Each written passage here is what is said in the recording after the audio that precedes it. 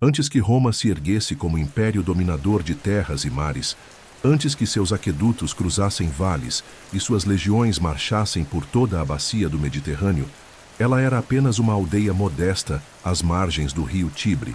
E mesmo nesse tempo primevo, na transição lenta da monarquia para os primeiros contornos republicanos, já se plantavam as sementes de um sistema que definiria a base estrutural de sua economia por séculos: a escravidão. A escravidão romana não nasceu como fruto imediato de conquistas ou como imposição externa. Ela foi, antes de tudo, um reflexo de valores arcaicos que associavam a derrota e a submissão à perda da liberdade. Em um mundo onde a guerra era constante e a força determinava o destino dos homens, tornar-se escravo era o destino habitual dos vencidos. Os primeiros registros da escravidão em Roma remontam ao período monárquico, ainda nos séculos anteriores ao sexto século a.C., quando os reis etruscos dominavam o cenário político da cidade. Escravos eram obtidos não apenas em conflitos militares, mas também por dívidas, uma prática que persistiria até os embates sociais da República. O cidadão que não conseguia pagar seus compromissos financeiros era legalmente transformado em servo de seu credor, muitas vezes sendo obrigado a trabalhar em sua casa ou em suas terras, até que a dívida fosse quitada. Esses primeiros servos, chamados nexi, não eram exatamente escravos no sentido pleno da palavra, mas viviam sob duras condições de servidão e tinham sua liberdade suspensa. À medida que Roma crescia em poder e população, também se expandia a complexidade de sua sociedade, e com ela, a necessidade de mão de obra. Os pequenos campos agrícolas familiares que sustentavam os camponeses latinos passaram a coexistir com propriedades maiores, onde o trabalho forçado já começava a ganhar espaço. No entanto, a verdadeira explosão da escravidão viria com o advento da República e a consolidação do expansionismo militar. As vitórias sucessivas nos campos de batalha trouxeram não apenas territórios, mas também prisioneiros, e esses prisioneiros eram imediatamente transformados em propriedade. Os romanos desenvolveram uma mentalidade pragmática e brutal quanto à escravidão. Para eles, a liberdade era um privilégio dos nascidos livres e dos cidadãos. O estrangeiro derrotado, o bárbaro capturado, ou mesmo o romano endividado, não gozava do mesmo estatuto moral ou jurídico. O conceito de dignidade estava profundamente ligado a libertas, e, portanto, o escravo era visto como algo próximo de uma ferramenta humana. Essa visão, cravada no âmago das instituições e dos costumes, permitiu que a escravidão fosse não apenas aceita, mas glorificada em muitos círculos. Nas primeiras fontes literárias romanas, como em O Tito Livio, percebemos que a escravidão era parte tão natural do cotidiano que sequer era questionada moralmente. Escravos serviam nas casas, cuidavam dos campos, acompanhavam seus senhores nas guerras e, muitas vezes, eram confiados com responsabilidades administrativas. Já nos primeiros séculos da República, a figura do escravo estava tão enraizada no tecido da cidade que Roma parecia não funcionar sem ele. O corpo político era composto por cidadãos livres, mas o corpo econômico se movia pelas mãos invisíveis de milhares de homens e mulheres reduzidos à condição de propriedade. Importante também é notar que a escravidão em Roma era uma instituição fluida. Não havia uma única origem ou função para o escravizado. Ele podia ser um guerreiro derrotado, uma criança abandonada vendida por um mercador ou um criminoso condenado à servidão. Essa variedade de origens dava à classe servil uma diversidade étnica e cultural impressionante. Gregos, trácios, iberos, sírios, egípcios, núbios, todos em algum momento foram absorvidos pela máquina da escravidão romana. E cada nova conquista, cada nova província anexada ao império nascente, alimentava essa engrenagem com mais e mais vidas humanas. Essa estrutura inicial lançou as bases para o que seria, séculos depois, uma das maiores sociedades escravistas da história antiga. Uma sociedade onde o valor de um homem era calculado em denários, onde o nascimento, a cor da pele ou a língua nativa determinavam se alguém viveria com liberdade ou com grilhões. Mas, para os romanos da República Primitiva, a escravidão era menos uma tragédia moral e mais uma necessidade funcional. E é essa a aceitação impassível, quase mecânica, do trabalho escravo como alicerce da economia e da ordem que revela, com brutal nitidez, o espírito da Roma em ascensão.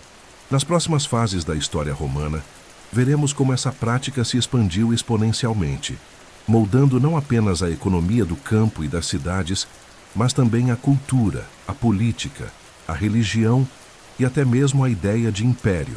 A escravidão não foi apenas uma instituição de Roma, ela foi a argamassa invisível que manteve de pé seus templos, teatros e exércitos.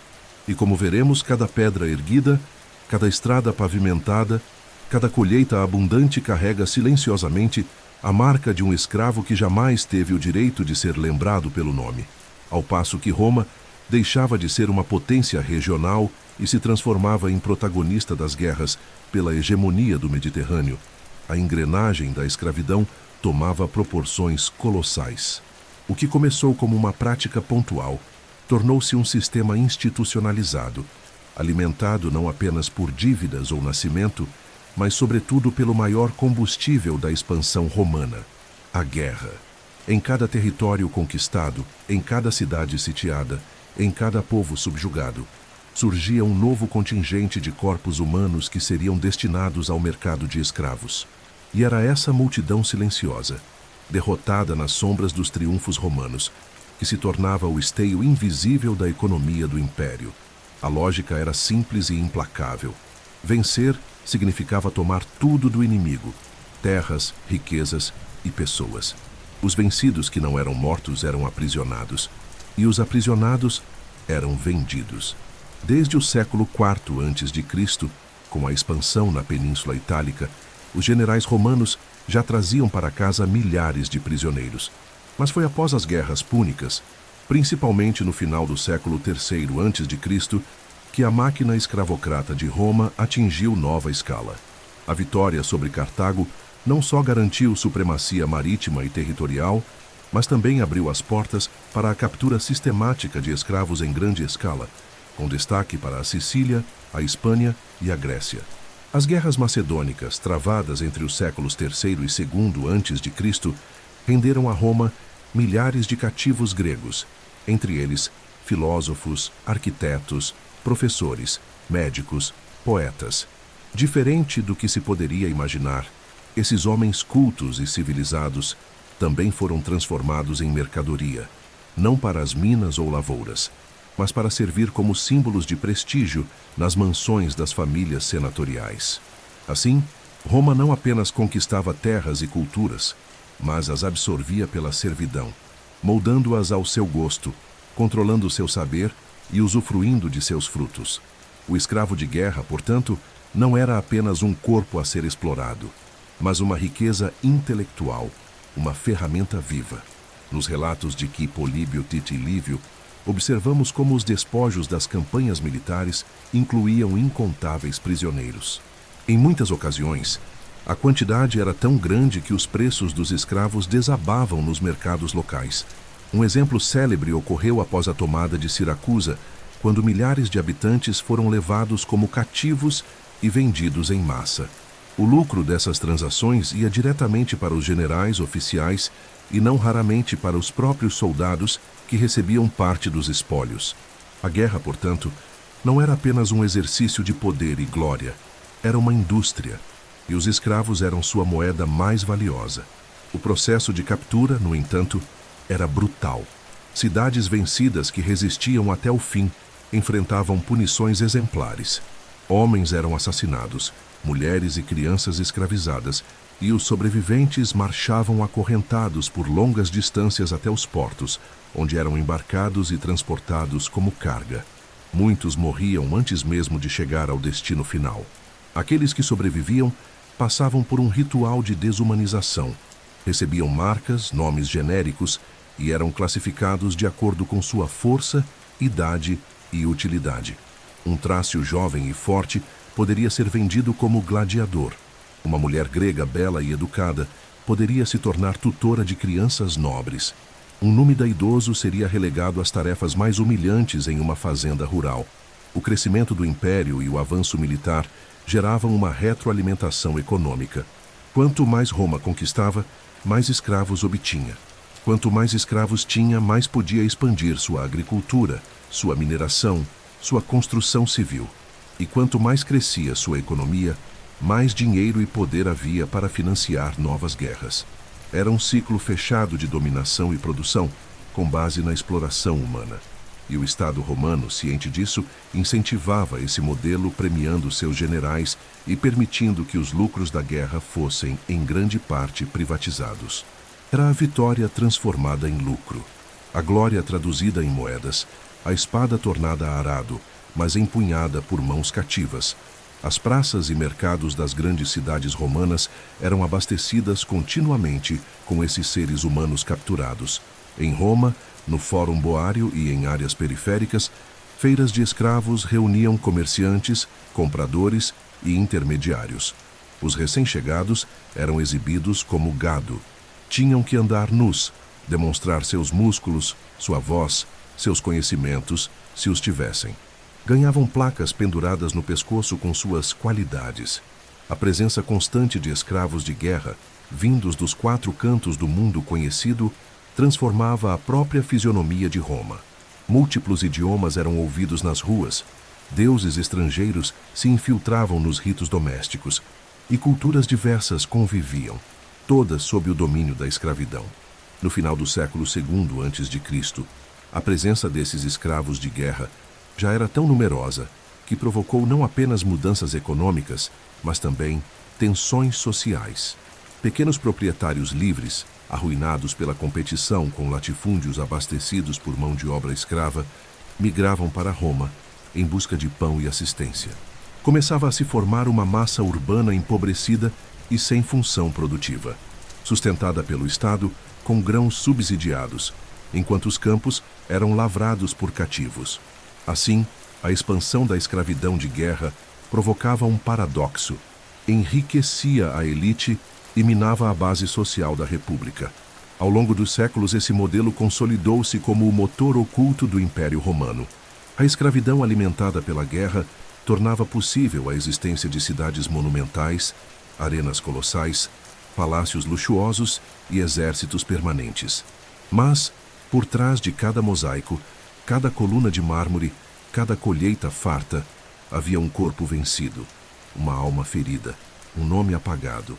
A conquista romana foi também a instituição do cativeiro como normalidade, e o soldado vencedor era, inevitavelmente, o algoz involuntário de um novo escravo.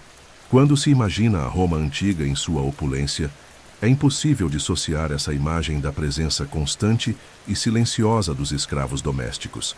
Nos mármores polidos das vilas patrícias, nos corredores sombreados das insulae, nos banhos termais e nas escolas privadas, as mãos que serviam, limpavam, ensinavam e obedeciam eram, em sua maioria, de homens e mulheres que não possuíam o próprio destino. A escravidão urbana, distinta da rudeza das minas ou da brutalidade das fazendas, representava uma camada mais sutil e complexa da sociedade romana, onde o controle não se dava apenas pela força, mas também pela vigilância contínua, pela proximidade, pela ilusão de participação em um mundo que nunca lhes pertenceria. Nas grandes domos da elite senatorial e equestre, os escravos compunham o núcleo da engrenagem doméstica. Eram servos de mesa, camareiros, cozinheiros, jardineiros, músicos, bibliotecários, pedagogos e secretários.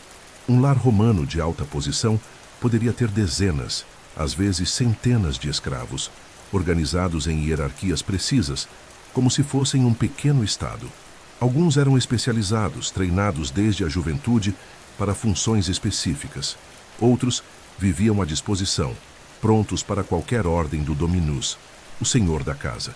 Essa organização não apenas refletia o poder da família, mas também sua sofisticação. Quanto mais variada e numerosa fosse a família servil, maior era o prestígio do seu dono. Os paedagogi, por exemplo, eram escravos gregos letrados, responsáveis pela educação das crianças. Considerados valiosos, esses homens eram frequentemente tratados com certa deferência, embora permanecessem juridicamente como propriedade. Em muitas casas, as matronas confiavam seus filhos a esses mestres escravizados, permitindo que moldassem a mente da futura elite de Roma.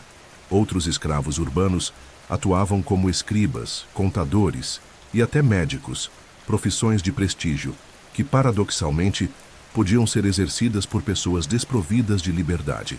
Essa convivência entre dependência funcional e desprezo jurídico revela o caráter ambíguo da escravidão doméstica. Os servos eram próximos, às vezes até afetuosos, mas nunca deixavam de ser coisas sob o olhar da lei. A presença contínua dos escravos dentro das residências criava um universo de vigilância mútua e tensão latente.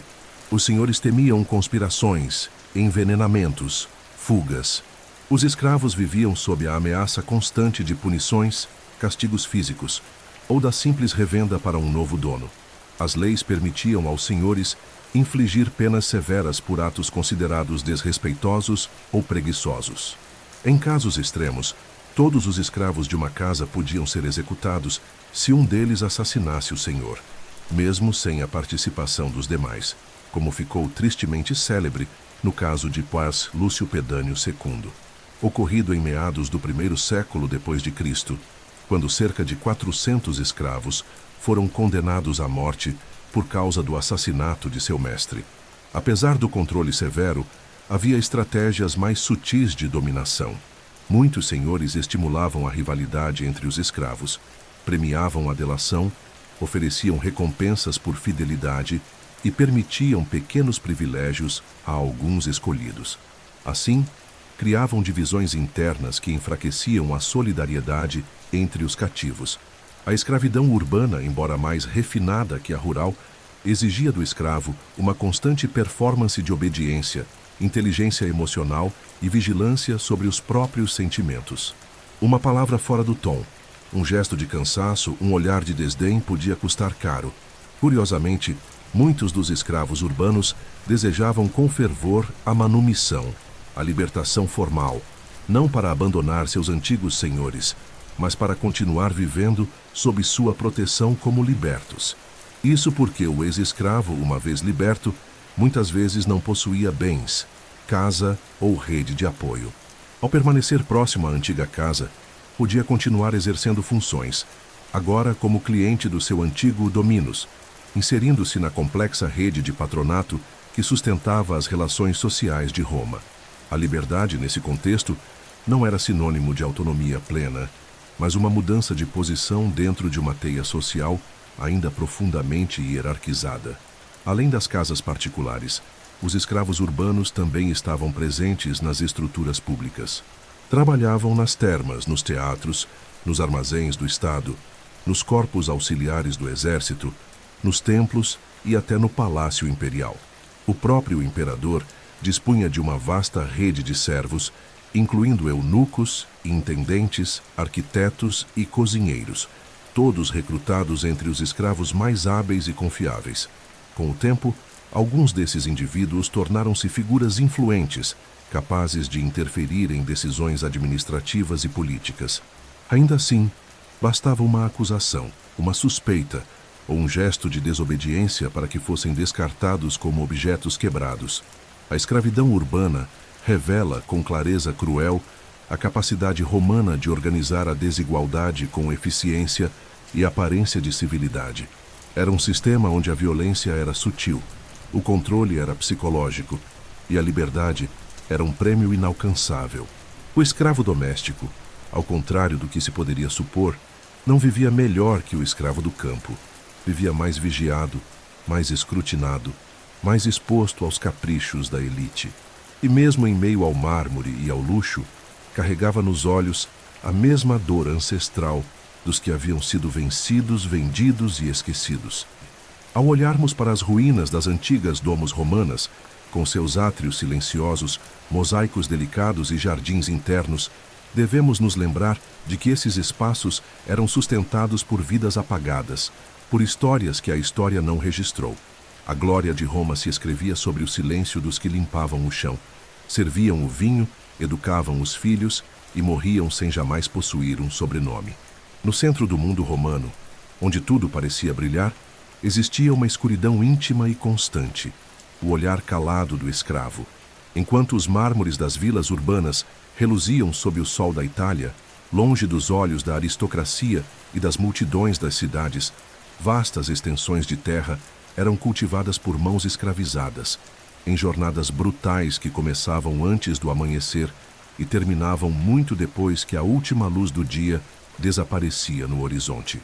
As latifúndias romanas, propriedades agrícolas imensas que surgiram a partir do segundo século a.C., tornaram-se a espinha dorsal da produção alimentar e da economia rural do império.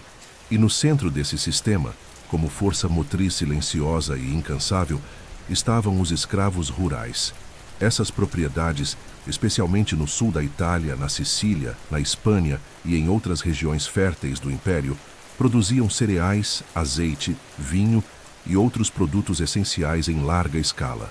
Os donos dessas terras, geralmente membros da elite senatorial ou equestre, acumulavam poder e prestígio com base na produtividade agrícola. Mas o que realmente garantia o lucro não era apenas a fertilidade da terra, era a exploração sistemática e massiva da mão de obra escrava. Ao contrário dos escravos urbanos, que podiam, em raros casos, ter acesso à instrução ou ao contato direto com seus senhores, os trabalhadores das fazendas viviam em condições que mais se assemelhavam à morte lenta. O cotidiano desses homens e mulheres era marcado por extremos: o trabalho incessante sob o calor do verão e o frio cortante do inverno, a alimentação escassa, os castigos físicos constantes e a ausência quase total de perspectiva de libertação. Moravam em barracões coletivos, muitas vezes acorrentados à noite para evitar fugas, vigiados por capatazes armados e brutalizados. Esses vigilantes, frequentemente recrutados entre ex-escravos, formavam uma camada intermediária cruel e ressentida, que usava da violência para garantir produtividade e disciplina. Em muitos casos, o tratamento dispensado aos escravos das fazendas era pior do que o destinado aos animais. O agrônomo romano Columella, em seu tratado de Re Rustica, deixa claro que o senhor deve tratar os escravos como instrumentos de produção. Embora reconheça a importância de manter os trabalhadores vivos e relativamente saudáveis para garantir melhores resultados, seu tom jamais escapa da lógica utilitária. O escravo rural era, antes de tudo, um bem econômico. E como todo bem, podia ser comprado, vendido, trocado ou punido, dependendo do humor ou da conveniência de seu proprietário. A desumanização era completa. A terra era valorizada pelo que podia render, e o escravo pelo que podia aguentar antes de colapsar. A produtividade dessas fazendas sustentava não apenas o abastecimento de Roma e de outras grandes cidades, mas também o exército, as províncias e as exportações. A ligação entre a escravidão rural e o poder político era evidente. Quanto maior a propriedade, maior o número de escravos, maior a riqueza acumulada, e, por consequência, maior a influência no Senado, nos tribunais, nas decisões da República e, mais tarde, do Império. Essa concentração de terras e escravos nas mãos de poucos gerou uma desigualdade social profunda e irreversível. Os camponeses livres, incapazes de competir com a produção em larga escala das latifúndias, abandonavam suas pequenas propriedades e se viam forçados a migrar para as cidades, onde se tornavam dependentes das distribuições públicas de trigo e entretenimento. Roma engordava de poder, enquanto seu povo livre empobrecia. Nas regiões mais remotas, especialmente na Sicília e no sul da Itália, a concentração de escravos era tão alta que diversas revoltas eclodiram, sendo a mais célebre delas a de Espartaco, no primeiro século a.C. O medo das elites era constante, pois sabiam que construíam sua riqueza sobre um solo frágil, repleto de dor e fúria. As latifúndias, embora eficientes do ponto de vista econômico, eram bombas-relógio sociais. Cada colheita bem-sucedida escondia a possibilidade de uma nova insurreição. Cada jornada de trabalho podia ser o estopim de uma rebelião. Além disso, os escravos agrícolas eram utilizados em outras frentes do trabalho rural. Construíam canais de irrigação, muros, silos, celeiros. Plantavam, colhiam, pisavam as uvas, prensavam as azeitonas, cuidavam dos animais. O corpo do escravo era o motor da agricultura romana, uma máquina silenciosa, repetitiva, descartável. Em tempos de seca ou pragas, quando a produção caía, eram eles os primeiros a sofrer. Reduzidos ainda mais em ração, castigados pelo fracasso da natureza, morriam aos milhares sem que seus nomes jamais fossem registrados. Com o passar dos séculos, a importância estratégica dessas fazendas tornou-se tão vital que muitos senadores passaram a se interessar mais por seus lucros agrícolas do que por qualquer outra atividade política. A República agonizava sob o peso das ambições individuais, e as fortunas erguidas sobre a escravidão rural tornavam-se instrumentos de corrupção, clientelismo e decadência moral. Os gritos abafados das plantações não apenas alimentavam a cidade, sustentavam a própria ilusão de estabilidade e ordem. Hoje, quando arqueólogos desenterram ânforas de azeite, fragmentos de ferramentas ou ossadas enterradas em antigas vilas agrícolas, encontram vestígios de uma civilização que se dizia refinada, mas que construiu sua abundância sobre o sofrimento meticulosamente administrado de milhões. O campo romano não era bucólico, era uma máquina de moer corpos e extrair riqueza. E essa máquina não teria funcionado sem a força invisível e esmagada dos escravos que, de sol a sol, mantinham o império de pé. Se os campos alimentavam o corpo do Império Romano, as minas e pedreiras forneciam sua ossatura. O ferro das armas, o chumbo dos encanamentos, o mármore dos templos, o ouro das moedas, o cobre dos espelhos e estátuas, e o sal que conservava o alimento e os corpos. No entanto, por trás de cada centelha de brilho, por trás de cada monumento de mármore que ainda hoje reluz sob o sol mediterrâneo, existia um mundo sombrio, subterrâneo, úmido e sufocante, onde milhares de escravos perdiam a juventude, a saúde e a vida. Era ali, nas profundezas da terra, que se escondia a face mais brutal da engrenagem romana, um sistema de trabalho forçado que não deixava marcas no mármore polido, mas cujas cicatrizes atravessavam os ossos da civilização. As minas romanas, espalhadas por todo o território imperial, das montanhas da Espanha aos desertos do Egito, operavam segundo uma lógica implacável: extrair o máximo possível da terra, ao custo mínimo possível de vidas. Nessas entranhas subterrâneas, a escravidão atingia seu ponto mais extremo. Os cativos eram enviados aos montes, acorrentados, despojados de tudo, expostos a jornadas exaustivas em túneis sufocantes, escuros e sem ventilação. Trabalhavam nus ou com trapos mínimos, respirando poeira de sílica, chumbo ou enxofre, com os pulmões enegrecidos e os corpos em carne viva. Muitos morriam em semanas. Os que sobreviviam tornavam-se sombras cambaleantes, marcados pela dor permanente.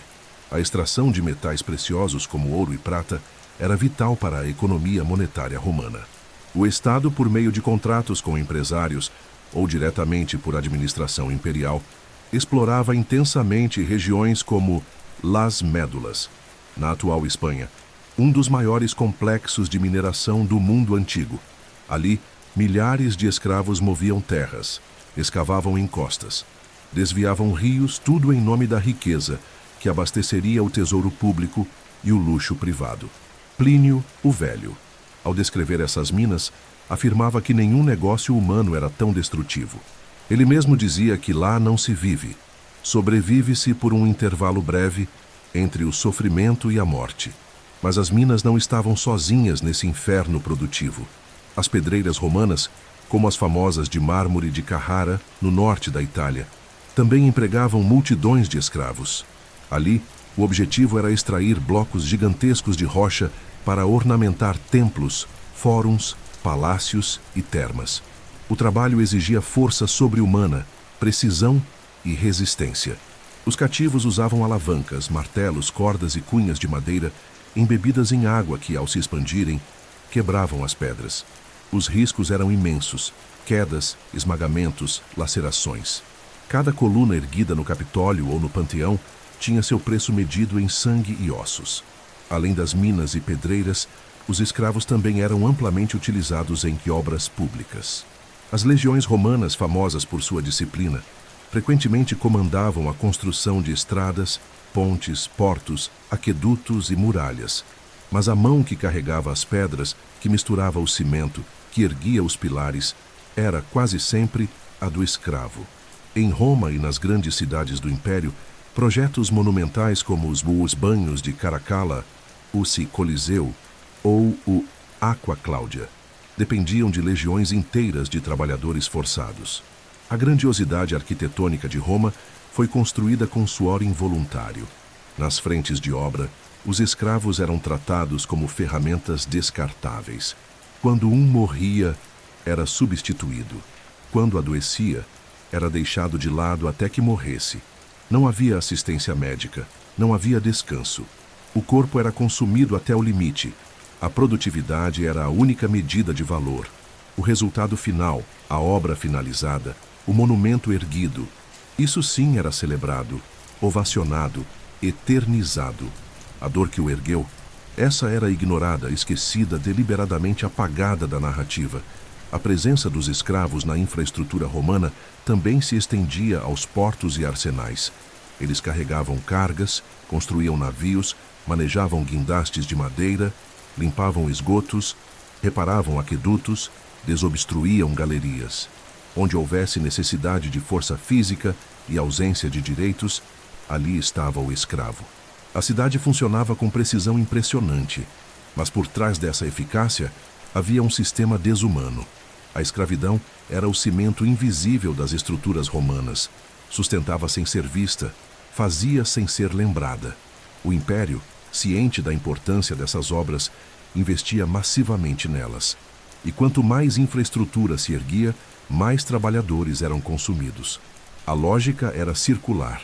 Roma precisava de aquedutos, estradas, minas, portos e palácios. Para isso, precisava de escravos. Para obter mais escravos, precisava de guerras e comércio. Para sustentar as guerras, precisava de riqueza. Riqueza extraída dos mesmos corpos que alimentavam o sistema. Um ciclo perfeito de exploração. Quando caminhamos hoje pelas ruínas grandiosas da Roma antiga e contemplamos seus arcos, colunas, fóruns e monumentos, raramente ouvimos a voz de quem os construiu, mas ela ainda ecoa, silenciosa, nas pedras que sustentam o tempo. São as vozes dos esquecidos, dos que cavaram túneis até o colapso, dos que arrastaram pedras até os ossos se partirem, dos que morreram no escuro para que Roma brilhasse sob a luz do sol. Nem todos os escravos de Roma estavam acorrentados a arados, enterrados em túneis de minas ou submetidos a chicotes nas plantações. Em meio à vastidão do sistema escravocrata romano, existia uma camada especial, complexa e contraditória, a dos escravos qualificados, indivíduos dotados de habilidades, conhecimentos técnicos ou formação intelectual, que mesmo em condição jurídica de propriedade, exerciam funções de grande responsabilidade econômica e até certo prestígio social.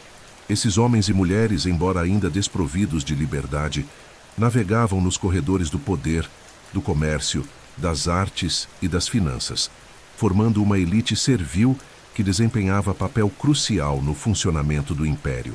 Roma, com sua enorme complexidade administrativa, urbanística e mercantil, exigia profissionais capazes de gerir negócios, manter registros, realizar cálculos, construir obras, ensinar línguas, cuidar da saúde e até representar legalmente os interesses de seus senhores.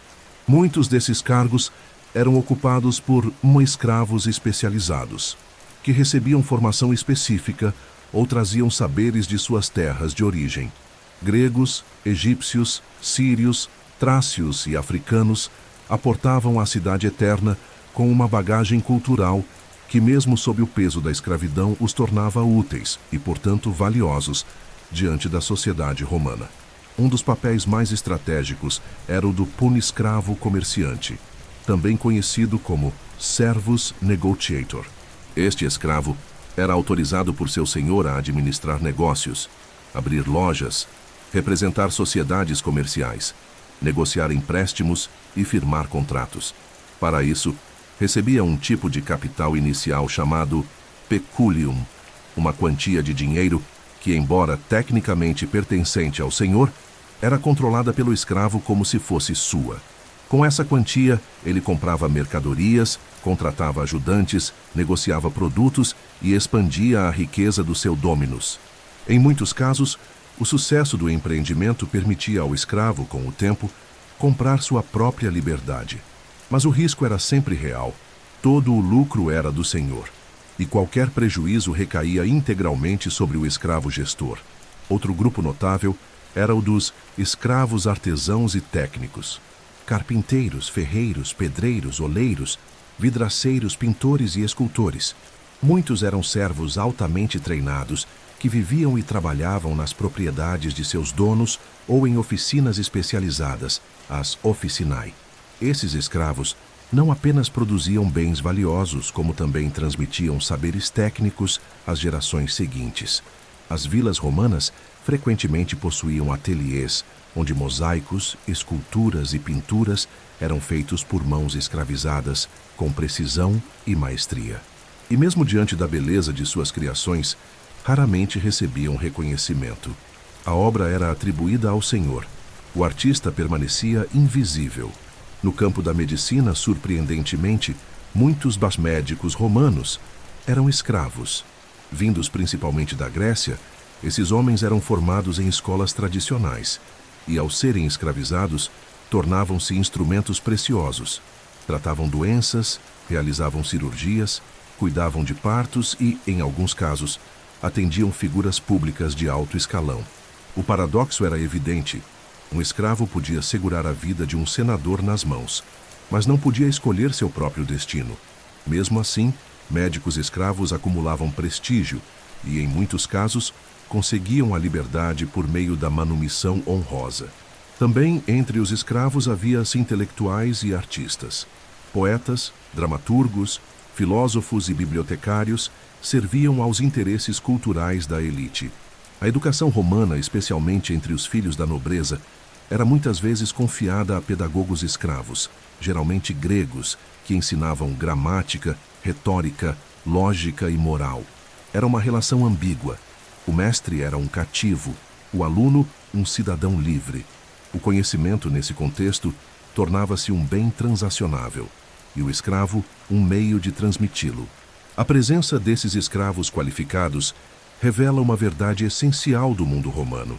A escravidão não era uma linha uniforme de sofrimento, mas uma estrutura hierarquizada, onde o valor do indivíduo estava diretamente ligado à sua utilidade. Um escravo forte podia ser mandado para as minas, um com boa voz para os teatros, um com inteligência matemática para as contas. E assim, Roma transformava talentos em instrumentos de lucro. A habilidade se tornava uma corrente dourada, menos visível, mas igualmente limitadora. Contudo, essa mobilidade relativa dentro da escravidão também produzia contradições. Escravos ricos, sim, existiram. Eram olhados com desconfiança por homens livres pobres. Ex-escravos que enriqueceram como comerciantes ou empresários geravam inveja e desconforto entre a plebe urbana. A linha entre liberdade e servidão, nesses casos, tornava-se borrada.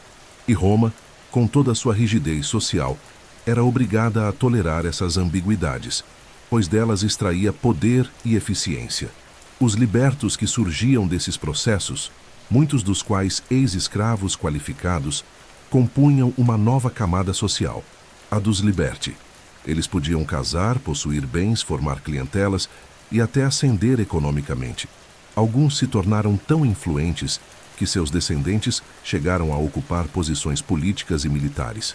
No entanto, o estigma permanecia. A sociedade romana jamais esquecia que, um dia, aqueles homens e mulheres haviam sido propriedade. E por mais longe que fossem, carregavam o passado como uma sombra eterna. Em suma, os escravos qualificados não foram exceções. Foram engrenagens fundamentais da máquina romana. Eram os que administravam, construíam, curavam, educavam e enriqueciam o império de dentro, como nervos de um corpo que jamais os reconhecia como parte legítima. Sua história é a história da inteligência posta a serviço da opressão. E é por isso que, ao contemplarmos a genialidade romana em suas obras, suas instituições e sua cultura, é necessário lembrar que muito do que chamamos de grandeza foi produzido sob correntes, algumas de ferro, outras de ouro, mas todas igualmente silenciosas.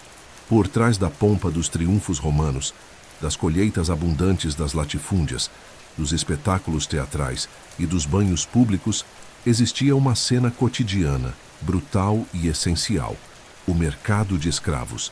Espalhados pelas cidades do Império, de Roma a Antioquia, de Cartago a Alexandria, esses mercados eram o ponto nevrálgico onde o corpo humano era reduzido à condição de mercadoria, avaliado, negociado e transferido como se fosse um animal ou um objeto utilitário.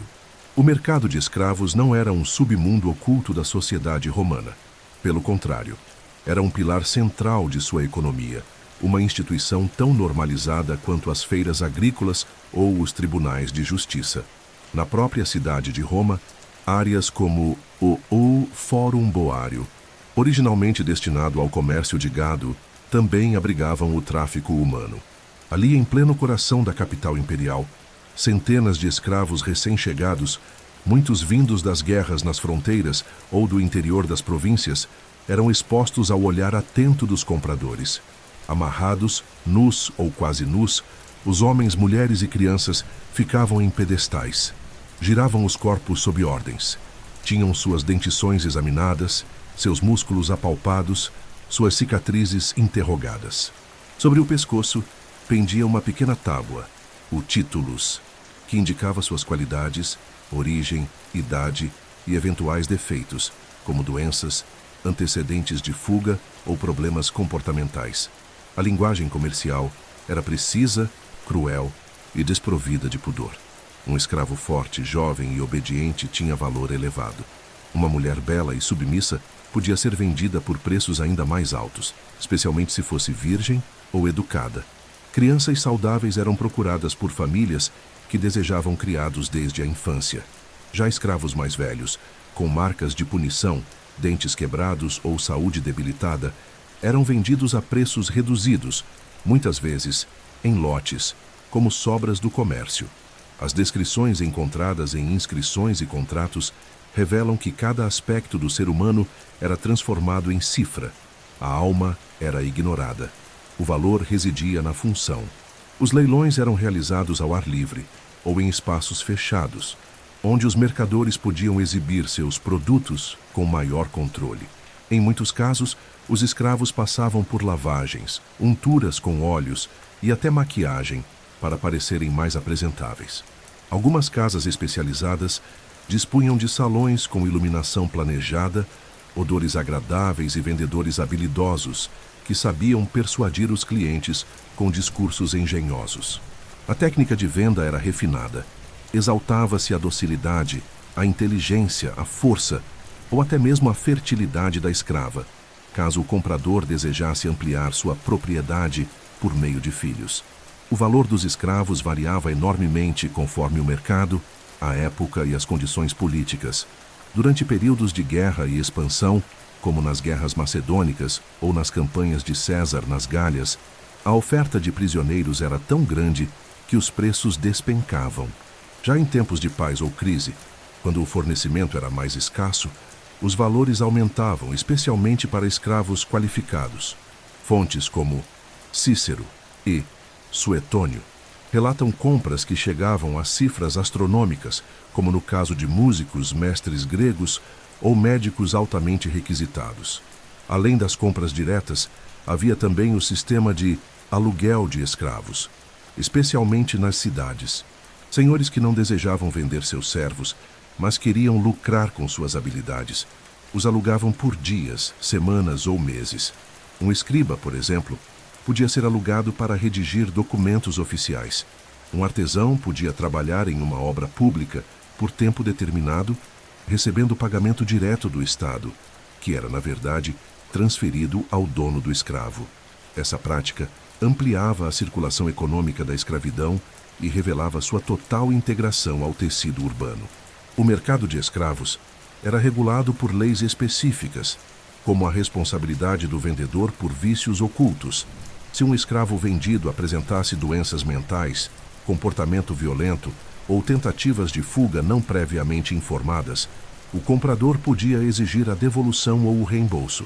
Esse tipo de legislação, registrada no direito romano, não visava proteger o escravo, mas sim garantir a confiança e a segurança das transações comerciais.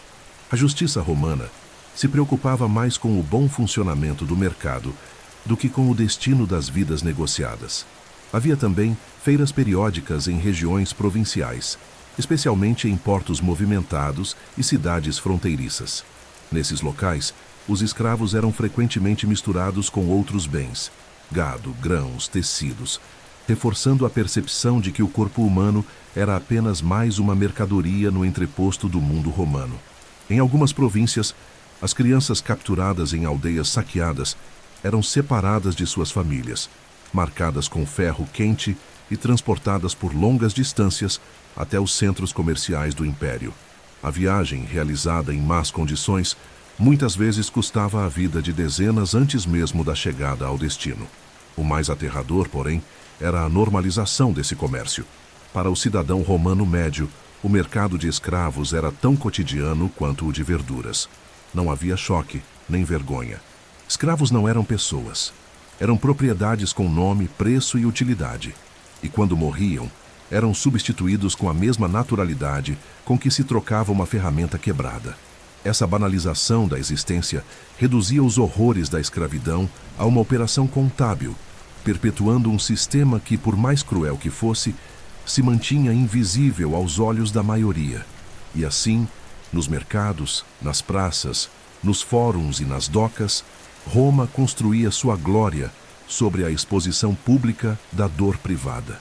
Os sorrisos forçados dos escravos, os olhos vazios, os corpos imóveis enquanto eram inspecionados, contavam uma história que a história oficial preferiu não narrar. Mas ela existiu. Ela sustentou templos, fortaleceu legiões, alimentou cidades.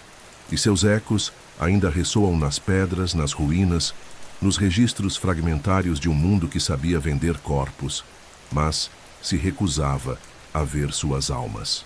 Roma, mais do que qualquer outra civilização da antiguidade, transformou a escravidão não apenas em um pilar econômico, mas em uma instituição jurídica consolidada, legitimada por leis, costumes e decretos que penetravam todas as esferas da vida civil. Em sua obsessão pela ordem e pelo direito, os romanos ergueram uma das mais complexas arquiteturas legais da história, e no coração desse edifício pulsava um paradoxo cruel. Um império que se orgulhava de sua justiça, mas que sustentava sua estrutura sobre a desumanização legalizada de milhões de pessoas. No mundo romano, o escravo não era uma pessoa jurídica, mas sim uma ris, uma coisa, uma propriedade. Essa condição era registrada de maneira inequívoca no Corpus Iuris Civilis, que séculos mais tarde seria reunido no período bizantino, mas cujas raízes estavam no cotidiano da República e do Império. Para o direito romano, o escravo era um bem móvel, como um animal de carga ou uma ferramenta. Seu dono tinha poder absoluto sobre ele, poder de uso, punição, venda, aluguel, doação e até eliminação, embora com o tempo certas limitações tenham sido introduzidas, mais por razões econômicas e de estabilidade social do que por compaixão. Desde a Lei das 12 Tábuas, redigida por volta do século V a.C., já se estabeleciam normas sobre a servidão por dívida, que permitiam que um cidadão romano, em caso de inadimplência, se tornasse escravo temporário de seu credor. Essa forma de escravidão, chamada nexum, não era eterna, mas ainda assim representava um precedente jurídico terrível. Um cidadão podia ser temporariamente despojado de sua liberdade e submetido ao trabalho forçado. Com o tempo, especialmente após as reformas sociais e políticas do final da República, essa forma de servidão foi proibida, não por princípios éticos, mas por conveniência política e para conter o descontentamento da plebe urbana. Já os escravos estrangeiros capturados em guerras ou comprados em mercados não tinham sequer essa proteção parcial.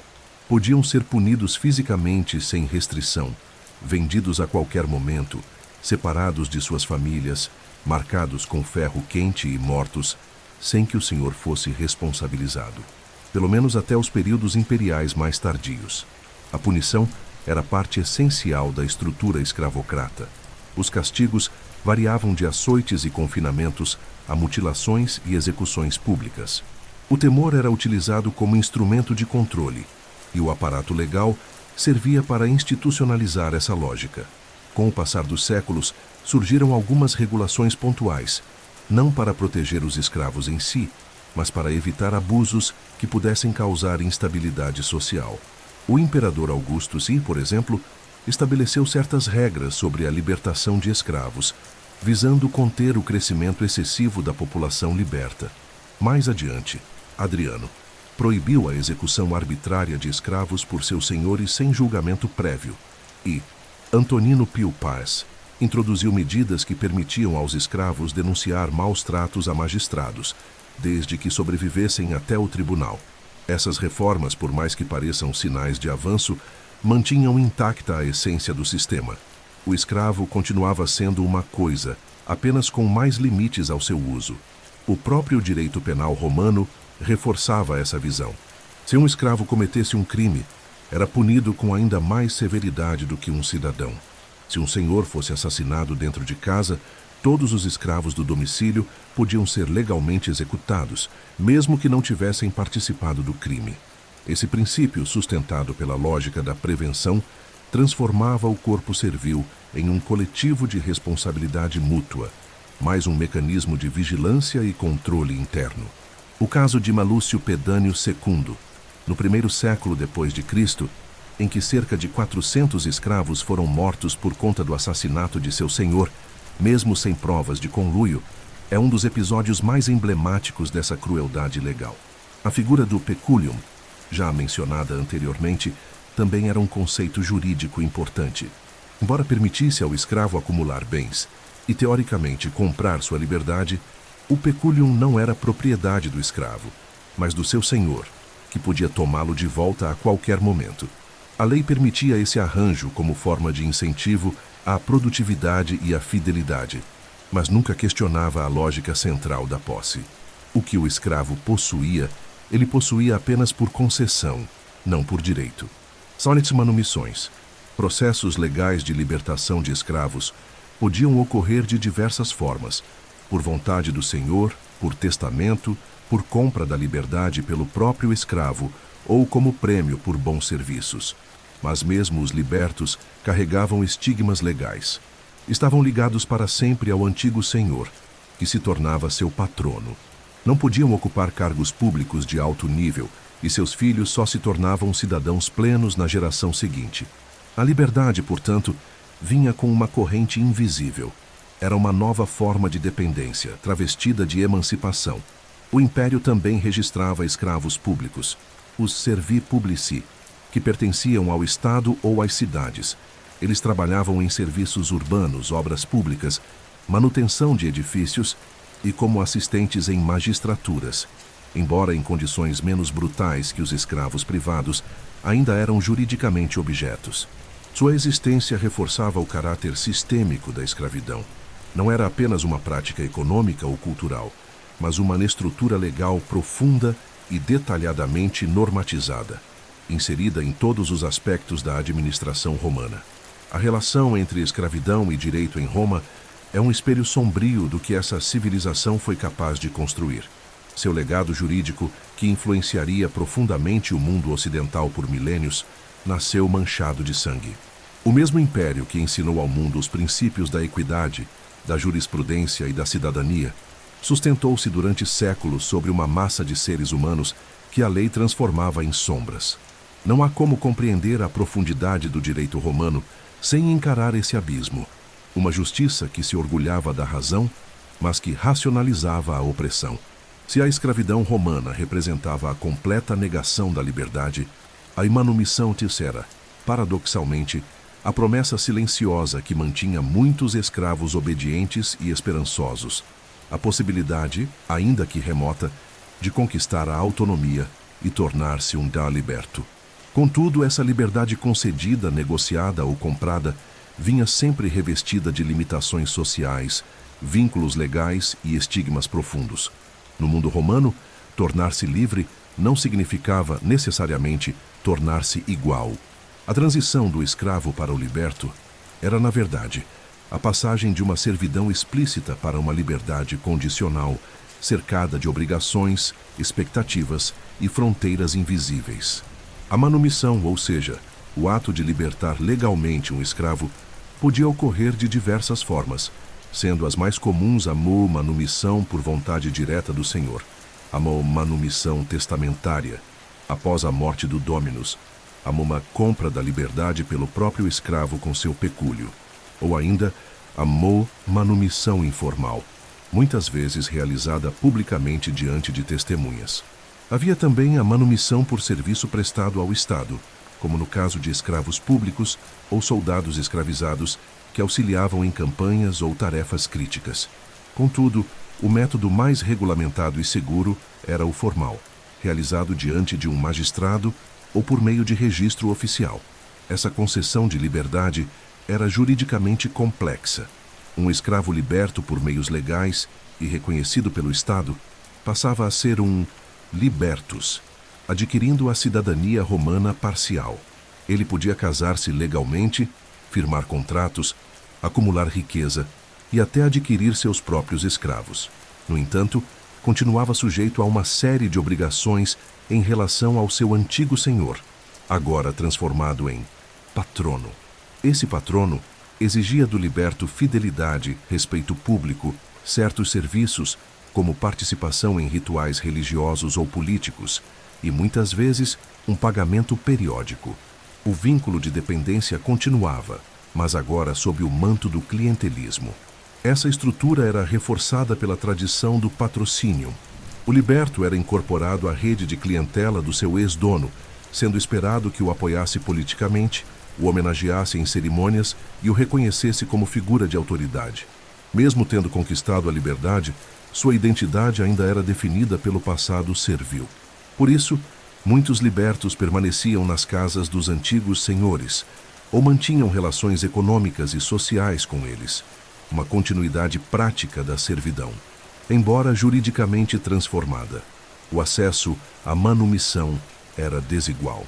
Escravos urbanos educados ou qualificados, como escribas, comerciantes, músicos, médicos e pedagogos, tinham mais chances de alcançar a liberdade do que os escravos rurais, mineiros ou operários das pedreiras, cujas funções eram tão duras e perigosas que raramente levavam à longevidade ou à distinção. Além disso, a própria manumissão era uma decisão estratégica dos senhores. Libertar um escravo leal e produtivo podia ser um gesto de reconhecimento, mas também uma forma de investir em um futuro cliente ou aliado econômico. Em certos casos, os libertos tornavam-se procuradores, gerentes ou até sócios ocultos dos antigos donos. O impacto econômico dos libertos era notável. Sem as limitações físicas da escravidão, mas com a experiência do trabalho forçado e a ambição da superação social, muitos libertos mergulhavam com avidez no comércio, na prestação de serviços e na gestão de bens. Alguns tornaram-se ricos empresários, especialmente nos setores de transporte marítimo, hospedagem, construção civil e mercado de escravos, ironicamente. Esses libertos empreendedores, apesar do preconceito persistente, acumularam fortunas e chegaram a formar uma espécie de nova elite plebeia, com acesso a bens, cultura e influência. O autor Horácio, por exemplo, era filho de um liberto, Trimalquião, personagem do célebre romance satírico Satiricon de Petrônio, representa de forma caricata o liberto enriquecido, vulgar, ostentoso e ávido por ser aceito pela nobreza, mas ainda preso às raízes servis. Na realidade, muitos libertos enfrentavam essa tensão entre ascensão econômica e exclusão social. Apesar da cidadania parcial, não podiam ocupar magistraturas, nem integrar o Senado, nem exercer funções políticas de alto prestígio.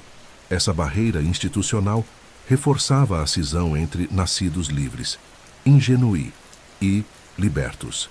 Mesmo que os filhos dos libertos, se nascidos após a manumissão, já fossem considerados cidadãos plenos. Nas lápides funerárias encontradas em diversas partes do Império, é comum ver libertos orgulhosamente registrados como ex-escravos, mencionando o nome do antigo senhor, sua condição de liberto e seus feitos na vida livre. Para muitos, a liberdade era a maior conquista possível, ainda que imperfeita, ainda que custosa. Era uma segunda chance, uma dignidade parcial, um retorno à humanidade que lhes havia sido negada. E ao contrário dos escravos, cujo nome se perdia no esquecimento, os libertos podiam erguer túmulos, contar suas histórias, deixar marcas na pedra. A existência dos libertos também lançava sombras sobre o sistema escravocrata. Eles eram a prova viva de que os escravos eram homens e mulheres capazes de pensar, produzir, criar e liderar. Justamente aquilo que o discurso oficial negava. Sua presença nos mercados, nos fóruns e nas guildas urbanas era um lembrete constante de que a fronteira entre coisa e pessoa era tênue, instável, arbitrária. Por isso, muitos aristocratas desprezavam os libertos, mesmo quando ricos, pois representavam uma falha no dogma da superioridade natural. Por fim, a economia dos libertos era também um instrumento de continuidade. Muitos deles, ao enriquecer, compravam seus próprios escravos. Reproduziam o sistema que os havia oprimido, agora como senhores. Esse ciclo, ainda que trágico, revela a força estrutural da escravidão na mentalidade romana. Até mesmo quem dela escapava continuava a vê-la como parte natural da ordem das coisas.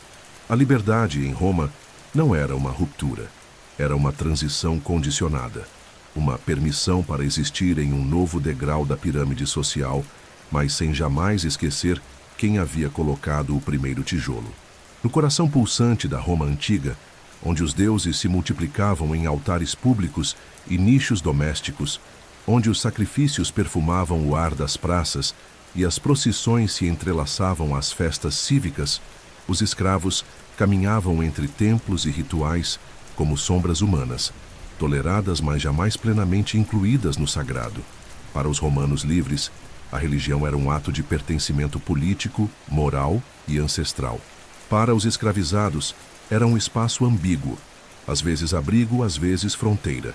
Embora lhes fosse permitido cultuar deuses, participar de ritos e fazer oferendas, sua presença no campo espiritual era marcada por desigualdade, exclusão simbólica e vigilância constante. A religiosidade romana era essencialmente cívica e ritualística, mais preocupada com a execução correta das fórmulas do que com a fé interior. Nesse cenário, os escravos, como habitantes permanentes dos lares e das cidades, acabavam absorvidos pela rotina religiosa de seus senhores. Nas domus bis patrícias, por exemplo, os escravos participavam dos cultos familiares aos lares e penates, divindades protetoras da casa e da família. Acendiam lamparinas, preparavam as refeições rituais, cuidavam dos altares domésticos, mas sempre como auxiliares, nunca como protagonistas. Eram olhos que viam, mãos que acendiam, mas bocas que não rezavam por si mesmos. Ao mesmo tempo, muitos escravos, especialmente os vindos de outras regiões do império, traziam consigo seus próprios deuses e crenças. Em seus momentos de intimidade ou em pequenos grupos, cultuavam divindades orientais como Tinis Isis, Cibele, Mitra ou deuses africanos e asiáticos. Essa religiosidade subterrânea, muitas vezes considerada supersticiosa pelas elites, era, na verdade, um mecanismo de preservação cultural e resistência simbólica. A fé tornava-se um santuário secreto onde o escravo podia lembrar-se de quem havia sido antes da escravidão e sonhar talvez com a liberdade futura. Com o tempo, os cultos mistéricos, especialmente os de Mitra e Ísis, começaram a atrair não apenas escravos, mas também soldados, libertos e até membros da classe média romana. Esses cultos ofereciam uma experiência espiritual mais íntima, com promessas de salvação, vida após a morte e igualdade ritual entre os iniciados. Para muitos escravos, essas seitas representavam a única possibilidade de uma experiência religiosa, onde sua condição social fosse suspensa, ainda que temporariamente. Nos mitreus, cavernas sagradas dedicadas a Mitra, o iniciado era tratado como igual. mesmo que fora dali continuasse a ser propriedade de outro.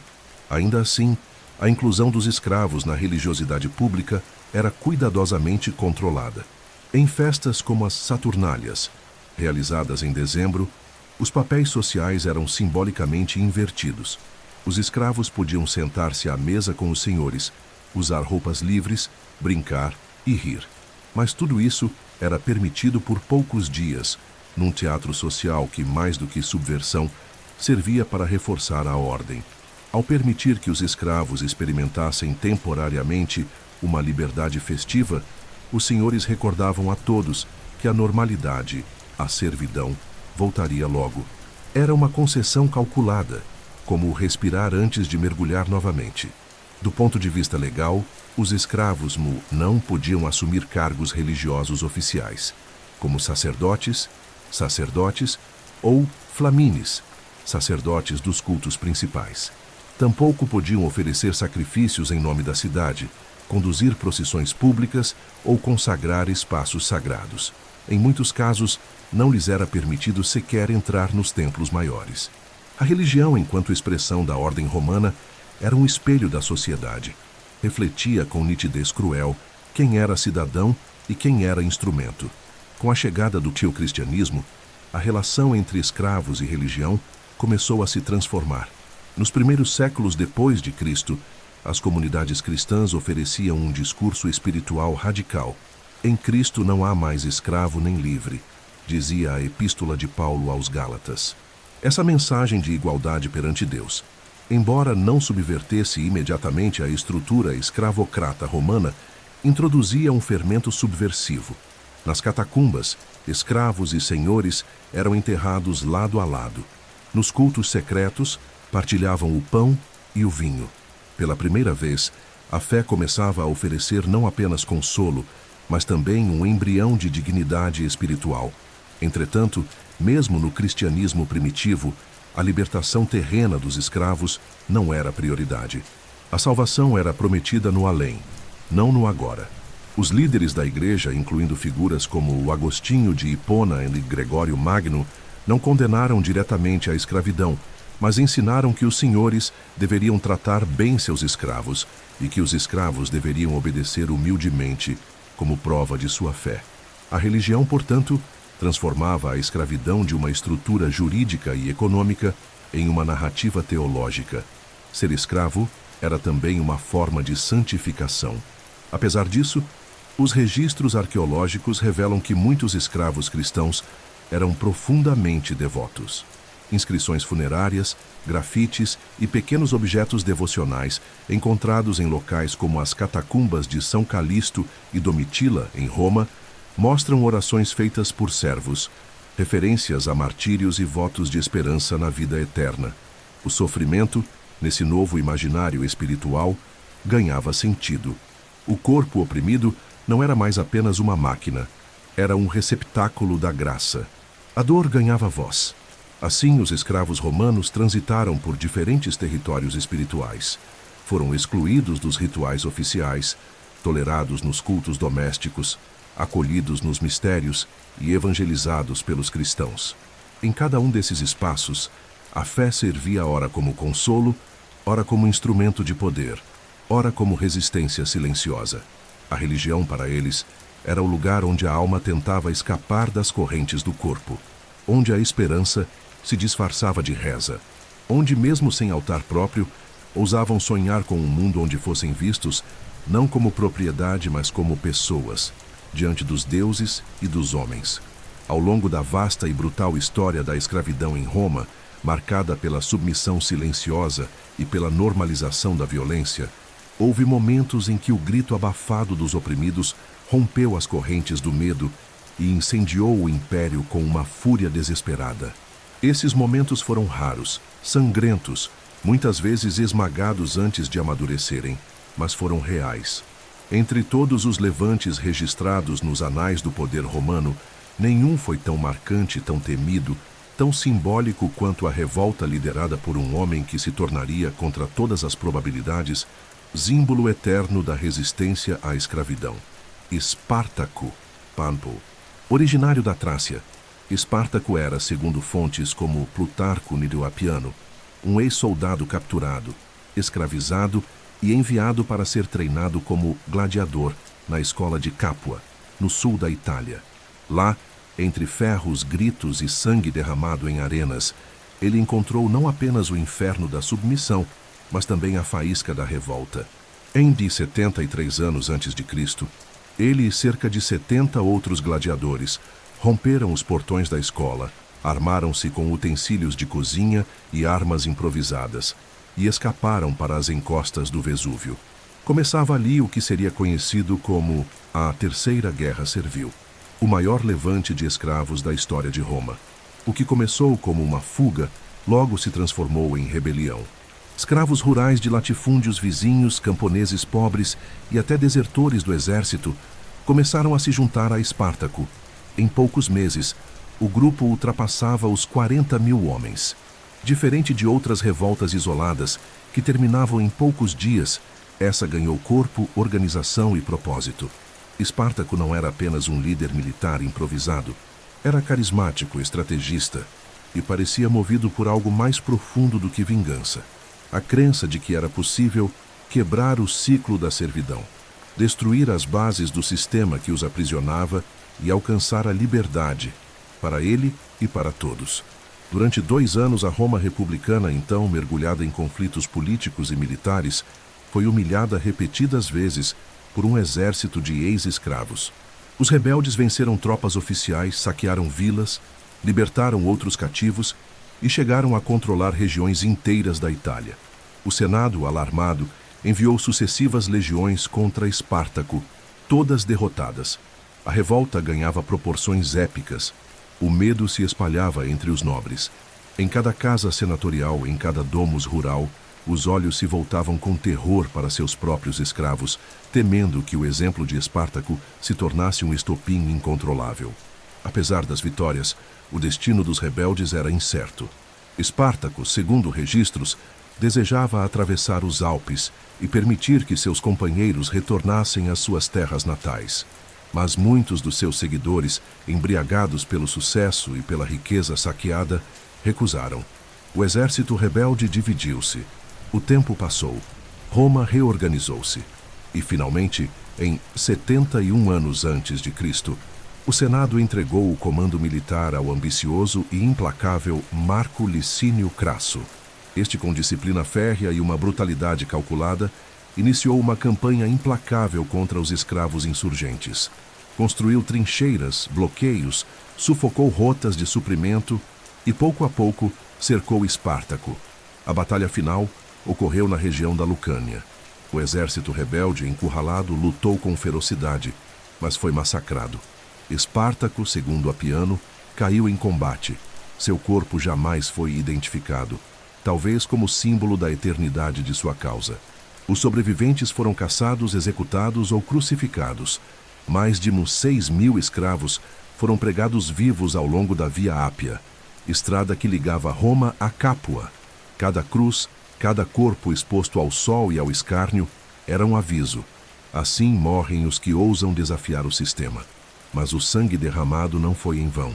A revolta de Espartaco marcou profundamente a memória romana. Foi um trauma, uma ferida que nunca cicatrizou. Por mais que Roma tentasse apagá-lo dos registros, o nome de Espartaco ecoava entre os cativos, entre os gladiadores, entre os miseráveis. Era uma lenda viva, um suspiro de esperança, um símbolo de que o poder não era invencível. E mesmo entre os romanos livres, havia os que admiravam sua coragem. Cícero, embora crítico, reconhecia o impacto do levante. Séculos depois, pensadores cristãos e iluministas resgatariam sua figura como símbolo da liberdade oprimida. É importante lembrar que outras revoltas precederam e sucederam Espartaco. Asmbádia, Primeira Guerra Servil, ocorrida na Sicília em 135 anos antes de Cristo, e a Pare, Segunda, em 104 antes de Cristo, também mobilizaram dezenas de milhares de escravos, revelando que o sistema era sustentado não apenas pela força, mas pelo medo de sua ruína. Mas nenhuma dessas insurreições teve o impacto simbólico e emocional da revolta trácia. Espartaco não apenas combateu, ele inspirou. Não apenas fugiu, ele liderou. E mesmo derrotado, jamais foi esquecido. A resistência dos escravos em Roma foi múltipla.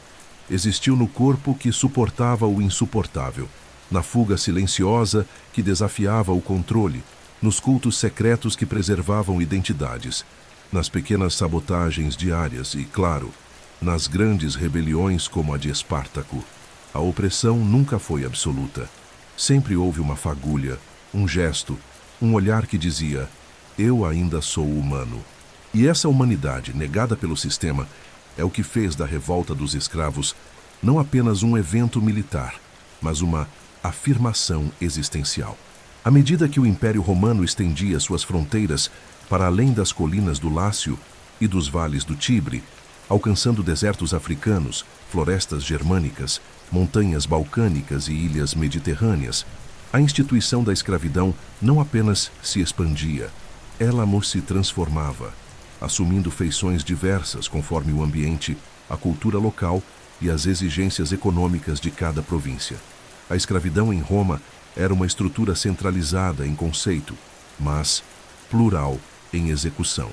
E é nesse mosaico de práticas e realidades que encontramos uma das dimensões mais complexas e menos uniformes do sistema escravocrata romano.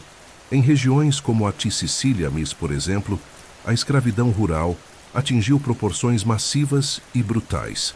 Com suas vastas extensões de terra fértil e clima ideal para o cultivo de cereais, a ilha tornou-se um verdadeiro laboratório da produção agrícola intensiva baseada em trabalho servil. Milhares de escravos, a maioria provenientes de guerras no leste, eram empregados em condições subhumanas nas grandes propriedades latifundiárias. Foi ali que eclodiram duas das maiores rebeliões escravas do período republicano, em 135 e 104 anos antes de Cristo, reflexo da insustentável concentração de poder, terra e sofrimento. Já nas províncias orientais, como a Síria, o Egito e a Ásia Menor, a escravidão assumia formas mais urbanas e burocráticas. Cidades helenísticas como Alexandria, Antioquia e Éfeso contavam com uma longa tradição de servidão anterior à dominação romana. Nessas regiões, muitos escravos eram empregados como escribas, professores, comerciantes ou intérpretes. Alguns chegavam até mesmo a ocupar posições administrativas nos palácios ou templos, especialmente sob o patrocínio de elites locais que cooperavam com a dominação imperial. A escravidão ali era profundamente conectada com a cultura grega e egípcia, onde o conhecimento e a habilidade garantiam certo prestígio ao servo, mesmo que sem liberdade. Na Gália e na Hispânia, recém-conquistadas durante os séculos II e I a.C., a escravidão se consolidava com base na guerra e na agricultura.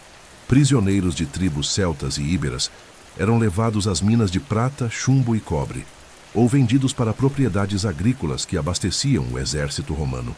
Nas minas de ouro de Astúrias e Galaécia, o trabalho escravo era intensivo, perigoso e exaustivo, com registros de mortes em massa e condições de vida degradantes. A romanização dessas regiões envolveu, portanto, não apenas a imposição de leis e língua, mas também a implementação de uma economia fundamentada na exploração servil. Já no norte da África, particularmente em Cartago e no Egito romano, os escravos atuavam em diferentes esferas da sociedade. Em Cartago, reconstruída como colônia romana após sua destruição, os escravos eram empregados nas plantações de oliveiras e na extração de resinas e tintas, bem como em serviços domésticos das casas romanas ali instaladas. No Egito, controlado diretamente pelo imperador como propriedade pessoal, a estrutura agrária era altamente desenvolvida e organizada em grandes propriedades administradas por burocratas. Ali, muitos servos estavam vinculados ao Estado, atuando como agricultores em terras imperiais, um modelo que se aproximava mais da servidão administrativa do que da escravidão clássica. Nas províncias danubianas e balcânicas, marcadas por conflitos contínuos e fronteiras instáveis, a escravidão se concentrava em áreas militares e fortificações. Escravos eram empregados na construção de estradas, pontes e acampamentos. A presença constante de legiões fazia dessas regiões verdadeiras zonas de produção militar, onde os cativos recém-capturados alimentavam uma cadeia logística essencial para o avanço do império.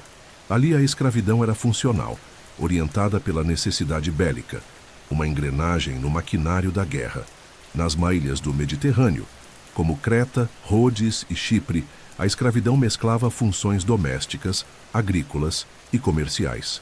Com portos movimentados, essas ilhas atuavam como entrepostos de mercadorias e também de pessoas. Os mercados de escravos dessas regiões eram famosos, especialmente pelas vendas de mulheres e crianças destinadas ao serviço doméstico ou à prostituição.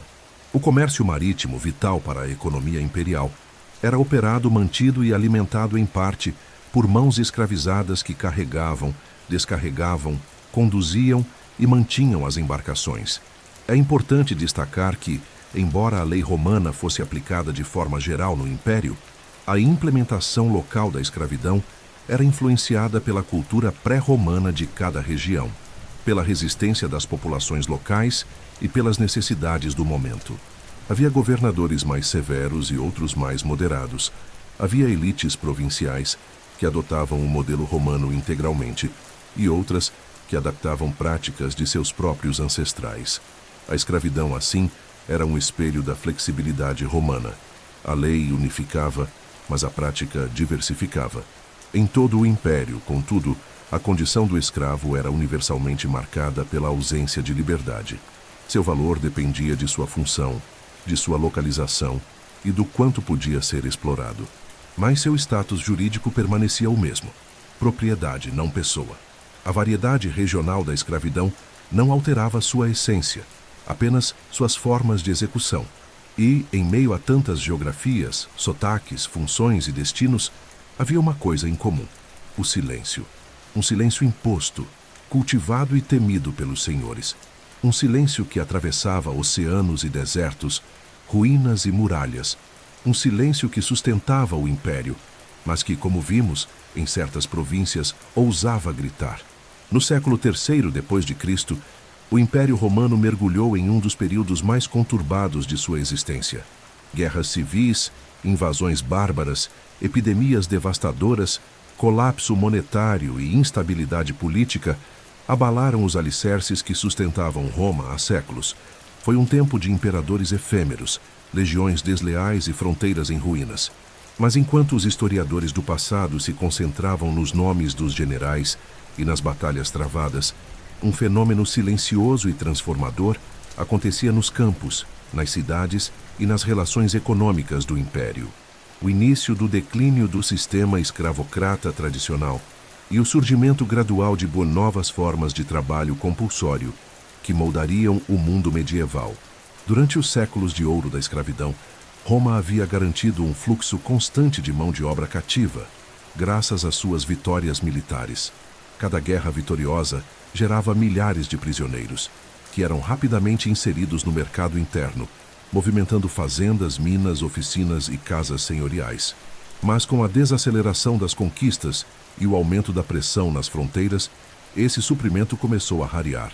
As guerras já não eram mais fonte abundante de escravos, e capturar povos germânicos ou persas em massa se tornava cada vez mais difícil.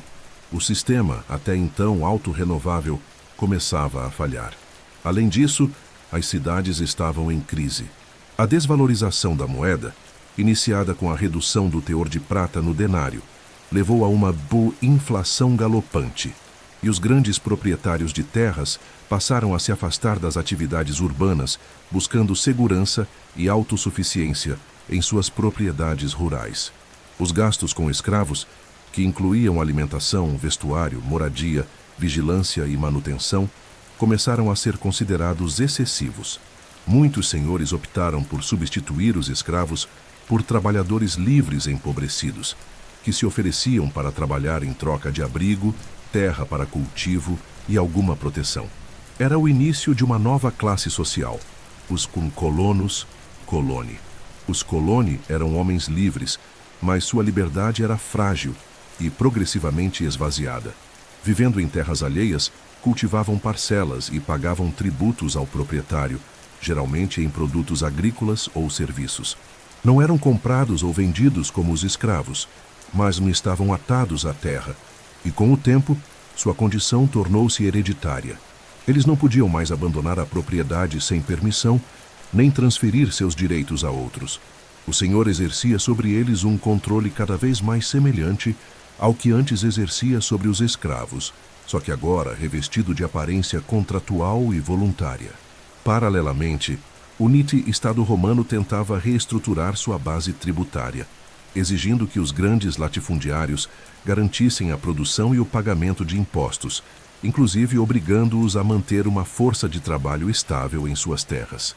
Para evitar a evasão fiscal, as autoridades imperiais passaram a fixar os camponeses à terra, institucionalizando práticas que, embora diferentes da escravidão tradicional, mantinham um tipo de servidão legalizada. É nesse momento que vemos as raízes do servilismo medieval, germinando no solo de um império em ruínas. Os próprios escravos começaram a se transformar dentro desse novo panorama. Muitos senhores passaram a conceder pequenas porções de terra a seus escravos, com o compromisso de que estes a cultivassem e entregassem parte da produção ao dominus. Em troca, os senhores deixavam de ser responsáveis pela manutenção completa dos cativos. Essa prática, embora aparentemente benéfica, era motivada por razões econômicas e administrativas. O escravo tornava-se mais produtivo, mais comprometido e menos dispendioso. Essa transição gradativa do escravo doméstico para o servo rural representava, na prática, uma reconfiguração da escravidão e não sua abolição. As crises também afetaram duramente os centros urbanos, que se esvaziaram lentamente. Oficinas fecharam, mercados rarearam, e os escravos urbanos, antes numerosos, tornaram-se um fardo difícil de sustentar. Muitos foram libertos ou abandonados à própria sorte, engrossando a multidão de miseráveis que vagava pelas estradas, buscando refúgio nas igrejas, vilas e propriedades rurais. A sociedade começava a se reorganizar, não mais em torno das cidades, mas das relações de dependência entre senhores de terra e trabalhadores subordinados, fossem eles ex-escravos, colonos ou camponeses sem recursos. Aos poucos, o Império Romano do Ocidente deixava de ser uma civilização de mercados, exércitos e aquedutos para se tornar um mundo de feudos, muralhas e igrejas. A escravidão, embora ainda existente, já não era a engrenagem principal da economia. Estava sendo substituída por estruturas mais sutis, mas igualmente opressoras. A liberdade tornava-se uma noção relativa. O homem que não era mais vendido como coisa, agora era mais preso à terra, ao imposto, ao medo. O cristianismo, que nesse período já havia se tornado religião oficial, contribuiu também para essa transição. Embora a Igreja não condenasse a escravidão de forma direta, incentivava a libertação de cativos como ato de caridade e redenção. A manumissão de escravos tornou-se prática comum em testamentos, cerimônias religiosas e atos de piedade. Com isso, a população liberta aumentou, e muitos desses ex-escravos foram absorvidos pelas novas formas de servidão rural. A doutrina cristã não aboliu o domínio de um homem sobre outro, mas ajudou a suavizar sua aparência e espiritualizá-lo, convertendo o senhor em patrono e o servo em protegido. A crise do século III depois de Cristo não destruiu a escravidão romana, mas a empurrou para uma metamorfose histórica. E dessa metamorfose nasceu a Europa feudal, com seus castelos, servos, dízimos e hierarquias. A transição do escravo para o servo não representou o fim da exploração, mas a mudança da máscara que a opressão usava. Roma, mesmo em queda, continuava moldando o futuro. Agora não mais com espadas e grilhões, mas com contratos e vínculos hereditários.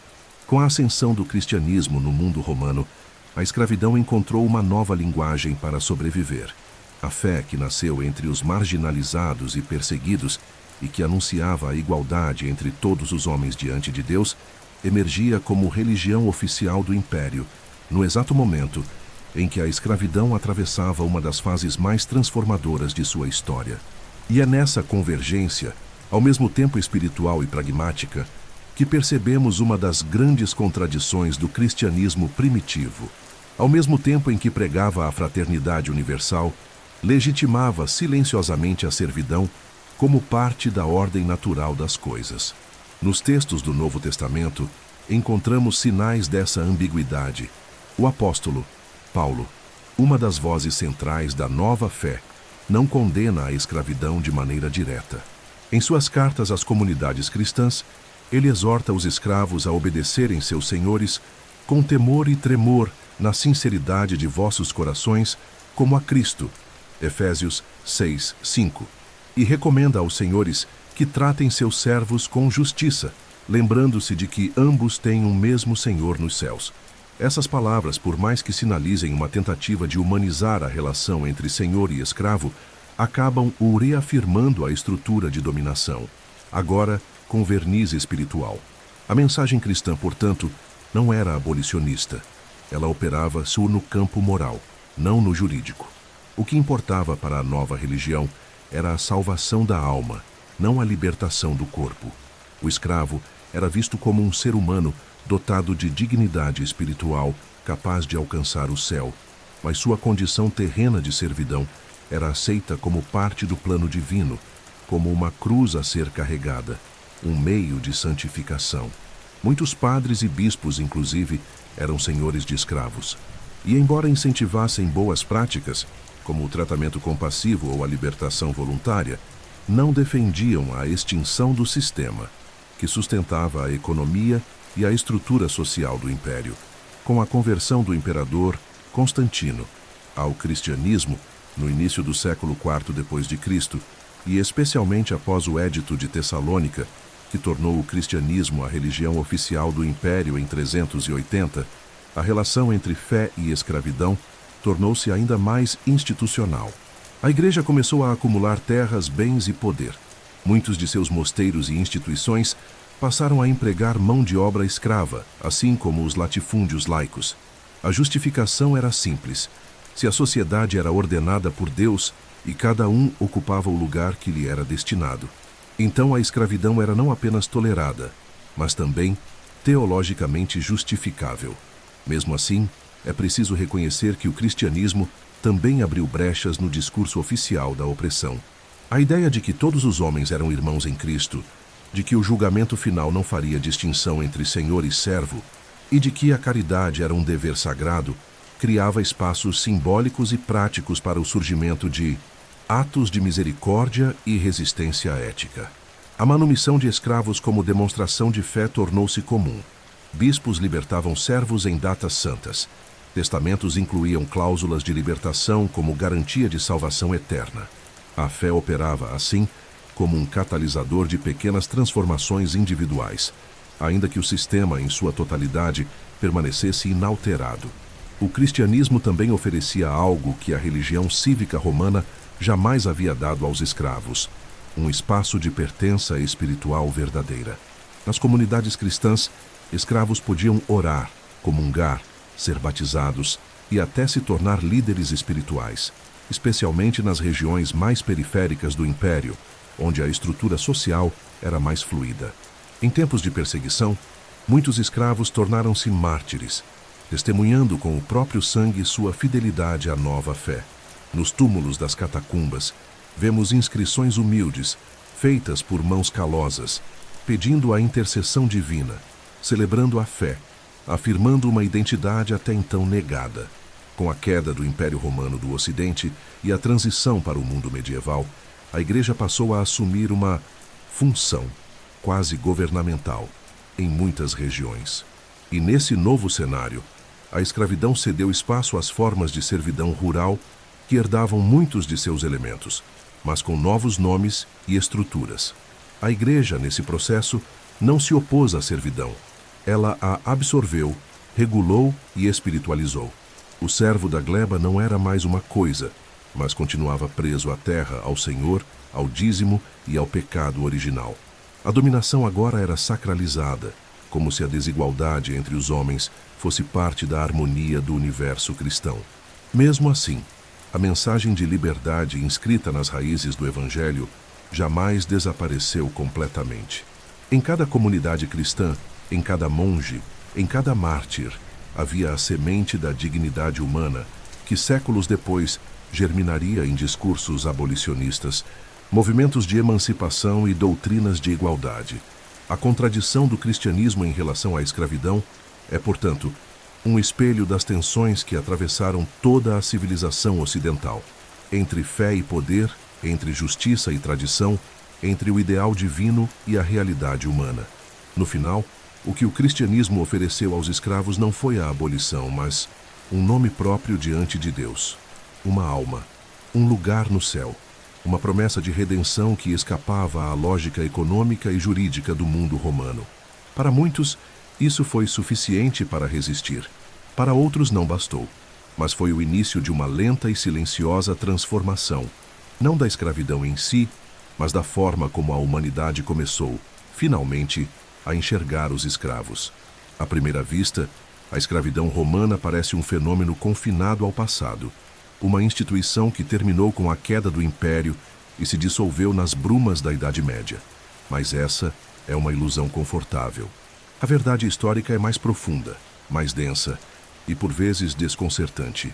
A escravidão romana não desapareceu. Ela se transformou.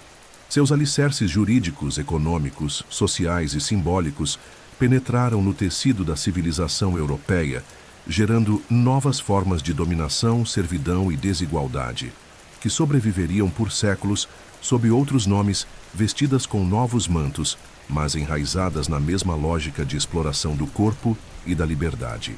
Com o colapso do Império Romano do Ocidente, em 476 d.C., as estruturas políticas centralizadas desmoronaram, os exércitos se dispersaram, as cidades entraram em decadência e a infraestrutura econômica que sustentava os grandes mercados de escravos se esfarelou. As invasões bárbaras, o êxodo urbano e o retraimento comercial fragmentaram o mundo romano em uma multiplicidade de feudos, vilas fortificadas e propriedades autônomas. Mas as relações sociais de dependência, a ideia de que uma classe serve e outra comanda, continuaram presentes como um eco persistente do mundo antigo. Nesse novo contexto, surgiu a servidão feudal, herdeira direta das práticas romanas. Os servos não eram mais juridicamente coisas como os escravos haviam sido, mas sua liberdade era profundamente limitada. Ligados à terra, sem direito de mobilidade, sem autonomia política, sem propriedade plena, eles viviam sob o controle absoluto do senhor feudal, a quem deviam impostos, trabalho e lealdade. O senhor, por sua vez, exercia autoridade jurídica, militar e religiosa sobre os servos. Uma combinação de poderes que recordava, em muitos aspectos, a figura do antigo dominus romano. O vocabulário havia mudado. As correntes eram outras. Mas o princípio da dominação de uma classe por outra permanecia intacto. A transição entre escravidão e servidão não foi abrupta nem uniforme. Em muitas regiões do antigo império, especialmente no norte da África e no leste europeu, a escravidão continuou a existir formalmente até bem depois da queda de Roma. No Oriente, sob o domínio do Império Bizantino, os mercados de escravos permaneceram ativos por séculos. Já na Península Ibérica, sob influência visigótica, a escravidão foi progressivamente substituída por contratos de colonato, formas híbridas que misturavam servidão agrícola com resquícios legais da escravidão romana. O mesmo ocorreu na Gália, onde os francos absorveram a estrutura fundiária romana e a adaptaram à nova ordem germânica. Mais do que uma prática econômica, a escravidão romana deixou um legado cultural e mental. Durante toda a Idade Média, e mesmo na Idade Moderna, os pensadores, juristas e teólogos que refletiam sobre as relações sociais se apoiavam nos textos do direito romano. O Corpus Iuris Civilis, compilado no século VI d.C. sob o imperador Justinianus, seria redescoberto nas universidades medievais e usado como base para legislações por toda a Europa. E nele, a escravidão não apenas era tolerada, era normatizada com clareza, lógica e sistematicidade. Assim, mesmo onde não havia mais escravidão formal, a ideia de que era legítimo que alguns homens fossem propriedade de outros continuava a ressoar nos corredores da lei. Outro aspecto importante é o papel da Igreja nesse processo. Como vimos, o cristianismo absorveu a escravidão romana e a espiritualizou. Com o tempo, essa atitude se estendeu à servidão feudal, que passou a ser vista como parte do plano divino. Os senhores eram considerados pastores de suas terras e almas subordinadas. Os servos, por sua vez, deveriam aceitar sua posição com humildade, como forma de redenção. Essa visão se perpetuou durante séculos, bloqueando o surgimento de ideologias libertárias ou igualitárias. O mundo pós-romano herdou não apenas as práticas econômicas da escravidão, mas não também seus discursos justificadores. É apenas a partir dos séculos XIV e XV, com o renascimento urbano, comercial e intelectual da Europa, que começamos a ver questionamentos mais consistentes à ideia de servidão e escravidão.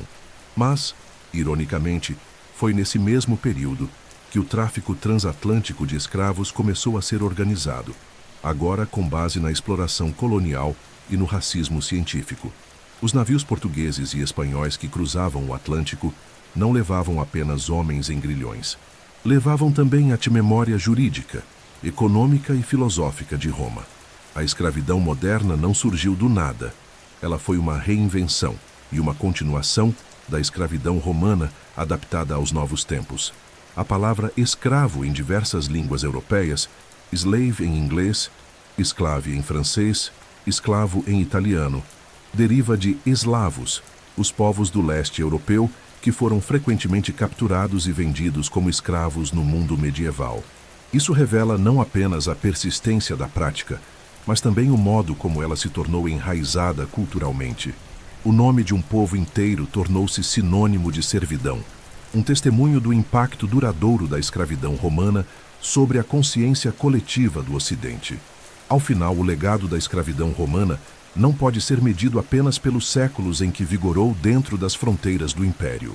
Ele deve ser avaliado pelo quanto suas ideias, estruturas e justificações atravessaram o tempo, infiltrando-se nas novas formas de dominação que surgiriam após Roma. Foi Roma quem ensinou ao Ocidente como transformar a exploração em norma legal, como organizar a opressão com racionalidade jurídica, como manter o silêncio dos oprimidos com promessas de ordem e progresso. E esse ensinamento, transmitido ao longo dos séculos, ainda reverbera, silencioso, mas presente, nos subterrâneos da história, no vasto e intricado tecido da economia romana, onde moedas cunhadas em prata circulavam entre mercados ruidosos, onde navios cruzavam o Mediterrâneo carregando trigo, vinho e mármore. Havia uma mercadoria silenciosa, pulsante e essencial: o ser humano escravizado. A escravidão, mais do que uma instituição social, era uma máquina econômica central, sobre a qual repousava boa parte da riqueza, da produtividade e da própria lógica de funcionamento do império. O escravo não era apenas mão de obra, era ativo financeiro, capital produtivo e peça estratégica no jogo político e comercial de Roma. Do ponto de vista estritamente contábil, cada escravo possuía um valor que variava conforme sua idade, saúde, habilidades, origem e função. Um escravo jovem, forte e treinado para o trabalho agrícola podia custar o equivalente a dezenas de denários. Já um escravo urbano educado, como um contador, um copista ou um médico, podia valer centenas. Alguns indivíduos excepcionais, como pedagogos gregos, músicos talentosos ou escravos especializados em direito e administração, chegavam a preços comparáveis aos de casas inteiras ou embarcações comerciais. Nas listas de heranças e patrimônios privados, os escravos apareciam como bens valorizados, ordenados por utilidade e liquidez. Além do custo de aquisição, o escravo gerava renda direta. Nas fazendas, sua força multiplicava a produção de grãos, vinhos e azeites. Nas minas, extraía metais que alimentavam a indústria monetária e o luxo das elites. Nas cidades, prestava serviços, mantinha oficinas, cozinhava, educava, curava. Cada dia de trabalho de um escravo era uma fração de lucro para o dominus. E ao contrário de um empregado livre, o escravo não exigia salário, nem podia recusar ordens, nem se ausentar sem punição. Sua produção pertencia integralmente ao senhor, que decidia como, onde e quando explorá-lo. Essa lógica transformava o escravo em uma espécie de máquina de produção humana, uma ferramenta biológica que, se bem alimentada e vigiada, rendia frutos constantes. Como qualquer bem econômico, ele exigia investimento. Alimentação mínima, vestuário básico, vigilância, espaço para dormir. Mas o retorno, quando bem administrado, era superior a muitos outros tipos de capital. Não à toa, grandes proprietários romanos mantinham verdadeiros cadastros de seus escravos, com registros de produtividade, comportamento, histórico de doenças e punições, planilhas vivas da economia servil. O mercado de escravos, por sua vez, era um setor altamente dinâmico. Negociantes especializados percorriam as províncias em busca de novos cativos, participavam de leilões, ofereciam garantias e até financiavam compras com prazos e juros. A lógica da oferta e demanda funcionava com precisão. Durante campanhas militares bem-sucedidas, a oferta aumentava e os preços caíam. Em tempos de paz ou crise demográfica, os valores subiam e os senhores passavam a proteger mais cuidadosamente seus ativos. A escravidão não era apenas uma prática de poder, era um negócio altamente rentável, movido por cálculo e expectativa de retorno. Em muitos casos, os próprios escravos geravam lucros adicionais por meio do peculium, uma espécie de poupança que alguns escravos urbanos recebiam para administrar pequenas atividades comerciais. Com parte dos lucros, pagavam uma comissão ao senhor. Essa prática transformava o escravo em empreendedor subordinado, ampliando sua utilidade econômica e incentivando sua produtividade. E embora, em teoria, o peculium pudesse ser usado para comprar a liberdade, na prática, ele era mais frequentemente um instrumento de intensificação do trabalho e fidelização ao senhor. Até mesmo a reprodução dos escravos era vista com lógica financeira. Escravas que engravidavam de outros escravos da casa geravam filhos nascidos na servidão, o que significava aumento patrimonial sem custos de aquisição.